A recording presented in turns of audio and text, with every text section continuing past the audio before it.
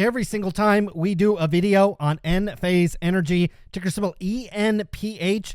I come away more and more impressed with this company's financials. Over the last year, the stock market has rewarded that performance as this stock has rocketed higher nearly 63%. That likely doesn't include an after-hours gain of nearly 6% as the company just reported their Q4 earnings after the bell. We'll get into the earnings. We'll take a look at some of the revenue, actually a new product. I don't typically do that here on the channel, but this company continues to innovate, and they've kind of innovated, if you will, on an EV charging type product. So we'll talk about that just very briefly, and then we'll get into the numbers. We'll take a look at the gross margins, the revenues. We get it for the quarter. We get it for the full year. We'll look at the balance sheet, cash flows, everything that you need to know.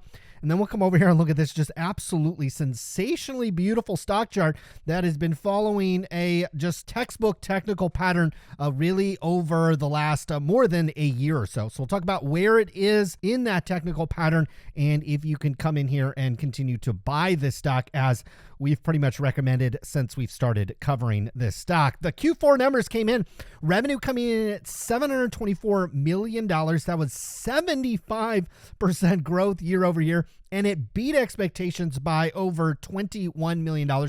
Probably more impressive than that is this company continues to deliver that top line revenue growth. And there's going to be some of you that are going to be like, well, the price to earnings forward is 50. The price to sales is this. Those types of things. Look, when you have 75% growth revenue, and this is pretty much every quarter that we've looked at, and on top of that, they constantly gave us guidance. They gave us guidance for the Q1, but this is in successive quarters where they constantly kind of beat and raise their guidance every single time. That's a recipe Wall Street loves, and they're more than willing to pay up for those types of things. Revenue for the upcoming quarter, we'll go through Q4 here in a second, but Q1 is expected to be between $700 million up to nearly $740 million. Consensus estimate was for 682. So Wall Street was expecting 682. That would be 54% growth year over year, the top end estimate. So when a company kind of comes towards the top end or kind of beats and raise type situation, what I like to do is say, what was the most bullish kind of a view on the company? Well, it was for 770. And so this company coming, if they come towards this top end, and then oftentimes they're kind of beating, well, they'll be right there at that top end estimate. So this company continues to deliver time and time again on that revenue growth, and they couple that. A lot of companies can grow their revenue, okay? If you're blowing a bunch of money on sales and marketing and those types of things, well, the company can, generate lots of revenue growth. But you'll see here in a moment, this company is actually doing this profitably from a GAAP perspective, net income, cash flows.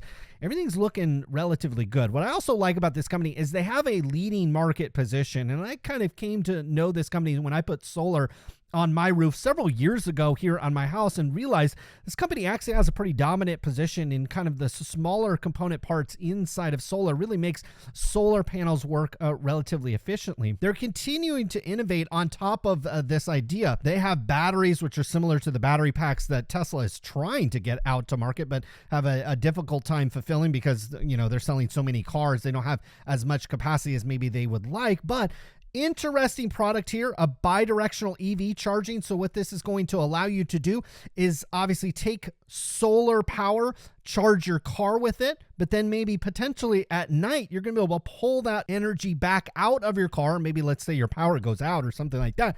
Well, you've got a battery pack sitting in your car. You're going to be able to pull the energy out from your car and then power your home. I think this is interesting because it could replace potentially those expensive kind of battery packs, and expensive. They're at least $7,000 to $10,000 from what I've seen or more, and you have to install them on your house. There's probably some kind of safety risk for those types of things. You might need permitting. You obviously need an install crew and all those types of things. A solution like this is interesting and far more elegant. Not only can you power your house with this, but this also can actually go back to the grid. And some grid providers, at least out here in California, are actually incentivizing people that have these type of battery systems that during times when the grid is a little overstressed, they're actually paying you a premium for that energy that they're pulling either off of your solar, off of a battery, or in this case, potentially a car. Very interesting product, and we'll see how that drives Enphase going forward. Now, high level view of the company, again, very strong revenue growth. That $724 million was 75% growth year over year. They're guiding to the next quarter growing at least upwards of probably 60%, if my math is correct, maybe slightly higher. And they're continuing to do that profitably. They continue to maintain strong gross margins, which we haven't really seen across a lot of industries, both on a GAAP basis and kind of a non-GAAP basis. Their gross margins year over year actually cut up considerably, and even quarter over quarter. So boy, just shows you have a very strong product in this environment. If you're able to grow your revenues and keep the profitability there, it's showing you that the market is willing to pay up for your product. Very rare combination, what we're looking at here with Enphase Energy. Now, when we come over here to the operating side of the business, it's a thing of freaking beauty. We went from 412 last year up to 724 million on the revenue side. The cost of revenues obviously going to go up as well, from 250 up to 413, but our gross profit just growing right along with those revenues from 163 up to 310. What I've really respected about this company is they could blow a bunch of money on sales and marketing. They could blow a bunch of money on R&D and just basically not print any money down here to the income side of the business. But no, look, over the last year, you actually printed over or nearly $100 million more to the income from operations side. Last year on 412 million revenue, you printed, we'll call that 58 million to the income from operations side. This year, again, up 70% on the revenue side, but look at your income from operations all the way up to $156 million, even quarter over quarter. That is an acceleration. Very nice. For the full year, you see a doubling of the income from operations. Again, they didn't even double their revenue. They went from about 1.4 billion up to 2.3, but they more than doubled their income from operations. Very, very solid, very solidly run company. That is the combination. This is the combination on Wall Street that checks every single box. And and I don't care what this company sells. They could sell dog manure. They could sell solar inverters.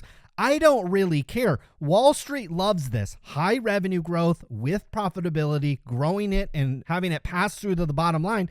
This is why over the last year, the stock's up 62%. This is why over the last 5 years, this stock is up nearly 10,000%, because this is the recipe. So I understand some of you are going to be watching this and you're not interested in the solar business. You're not interested in this type of company, but just understand when you see these financials, maybe it's in a segment of the market that you like. This is the recipe for success. High revenue growth, controlling expenses, increasing operating profits. If you want to flow all the way down to net income and earnings per share, I mean, it's just rapidly accelerating year over year to the tune of twofold, threefold on the profit side. It's a thing of beauty. Now, from a balance sheet perspective, as you'd expect, a company like this is doing just fine. They've got plenty of cash sitting here on the balance sheet. They do have a fair amount of inventory, up from 74 million this time last year up to 149, but I'm not overly concerned about that. When you're guiding for such strong revenue growth in the subsequent quarters, we've got to imagine that in a business like this where the lead times stretch out a little bit for solar installs, you got to assume if Q1's looking good, like 60-70% revenue growth, well, it's probably not going to fall off the map in Q2 and probably not going to fall off the map in Q3. Now, what we have to understand with this company is the growth rate's going to come back down to a more, quote, normalized level, where maybe 20-30% growth rate.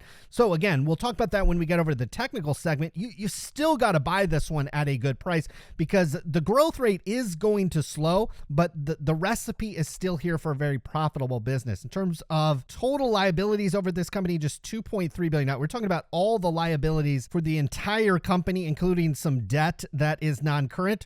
$2.3 billion. The company has over $1.5 billion in cash. Very clean balance sheet. Now, from a cash flow perspective, you guessed it, this is going to be really, really nice. You pulled down a net income number last year. We'll call that $53 million.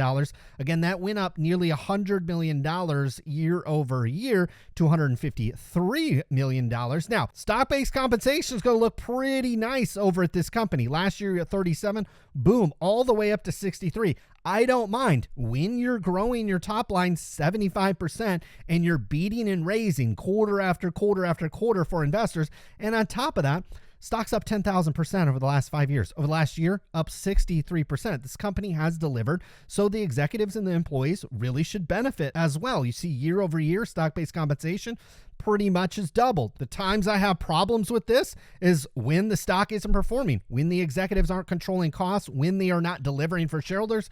This management team just continues to deliver. Now, you got your net cash provided by your operating activities went from $97 million all the way up to $253 million. That's an acceleration even over the last quarter, where you were at 188. Notice the full year, you went from 352 positive operating cash flows for the company all the way up, more than a double, up to $744 million.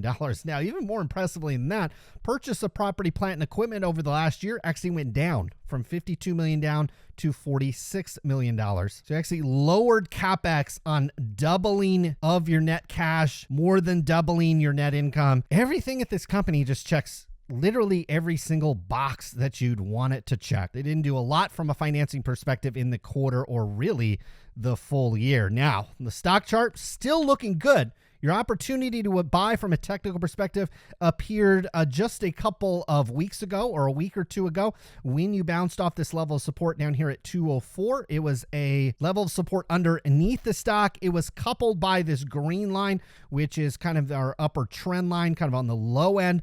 What I tend to do on a lot of stocks when I've got this channel, I like to put kind of a middle channel in there as well, because stocks tend to find the middle of the range, and that's literally where this stock is in the after hours. We're kind of gapped up to the middle of this range right now. If the momentum stays in this stock, you still have a rally possible from the middle of the range back to the top of the channel.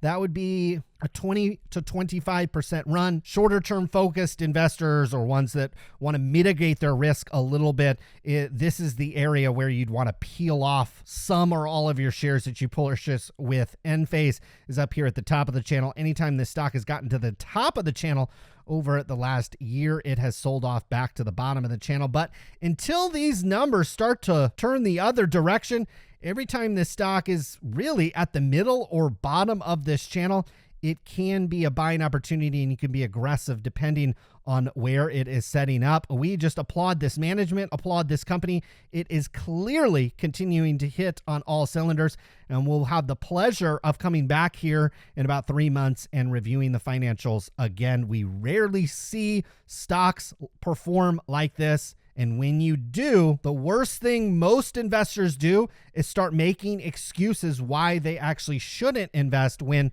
really over the last 5 years, 10 years of this company, it is basically just proven that those excuses come without merit. Hopefully, guys, enjoyed today's video. Lots more earnings this week, including Disney tomorrow. Good luck with your investments.